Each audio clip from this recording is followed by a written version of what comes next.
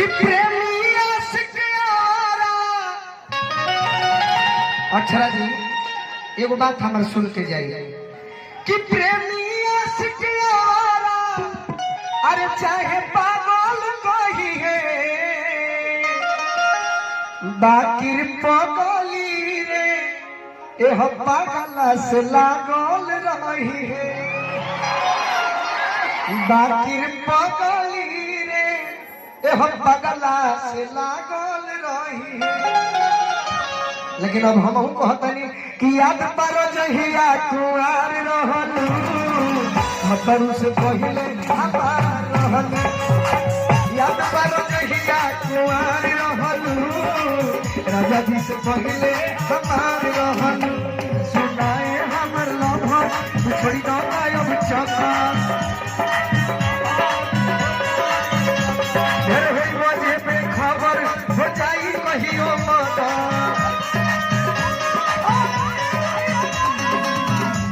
अरे याद पर जहिया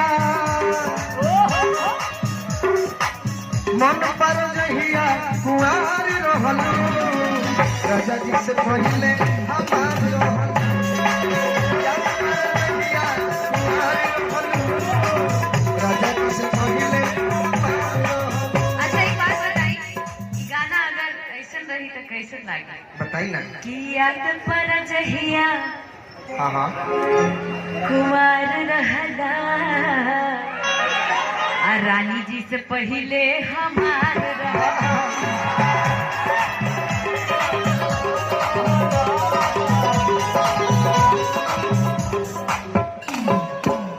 लेकिन अब एगो ही बात रही तो कैसा रही कि छाछ बजहिया धराई जइबू।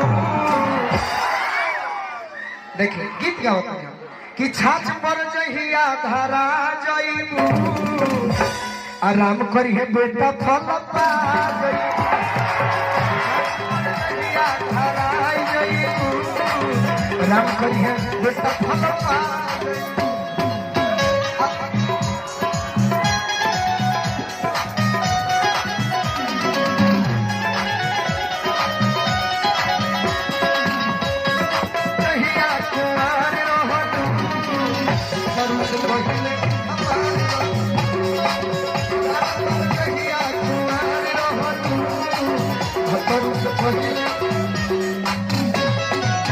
लड़की को हथिया कि अब जल्दी सोचा तू मिलना के सब हो जाई हो सजना के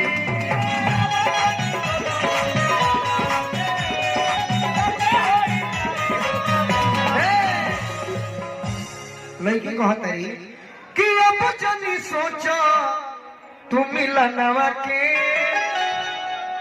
जरा पानी की चाहत में बहुत कुछ छूट जाता है, नदी का साथ देता हूँ समंदर हमसे रूठ जाता है।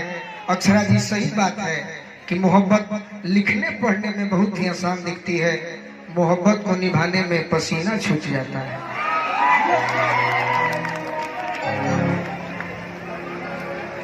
लड़की कहती है ना कोई मजबूरी थी ना कोई लाचारी थी, बेवफाई तो मेरे महबूबा की पैदाइशी ही बीमारी थी। महबूब की महबूब की काश तू चांद होती और मैं सितारा होता, आसमां में एक आशियाना भी हमारा होता। दूर के लोग तुझे दूर से ही देखकर प्रशंसा करते, नजदीक से देखने का हक सिर्फ हमारा होता। गेंडा स्वामी ये जो खेल तुम खेल रही हो हम उस दिन से खेलते आ रहे हैं जब तुम्हारी बाप दादा अपने बालों में खिजाब लगाया करते थे। का खेल खेला में बाबा इतना ना खेल। अरे ना अभी हम जिंदा रही सब बात ना, अभी हम जियते हैं, अभी हम जियते हैं। वो दिन कहाँ नहीं रहुआ रवा हमारे के खोजनी कई दिन भेट नहीं, खाली खाली गोड़ लगत नहीं। हाँ ठीक है ओकर बाद काम देखो। बड़े हो जाइए पहले, बड़े हो जाइए। अब मने काजी बोलिए ना थोड़ा बड़ा होके दी, इंतजार करब तब ले। अच्छा अच्छा का हम कहे बहुत कुछ कहते कि अब जल्दी सोचा तुम ललनवा के अशोक हो जाई हो सजनवा के अब जानी सोचा चुकी ललनवा के अशोक हो जाई हो सजनवा के कि धके माथे हाथ रहो साथ साथ तू बात जे करत रहू गोरी कर याद आधी आधी रात मुलाकात जे करत रहू सुनो जखमी जितेंद्र जी अक्षरा जी बनी जे कि गीत के लिखले रहे तनी ताली बजा दो लोग जखमी जितेंद्र जी के नाम पे।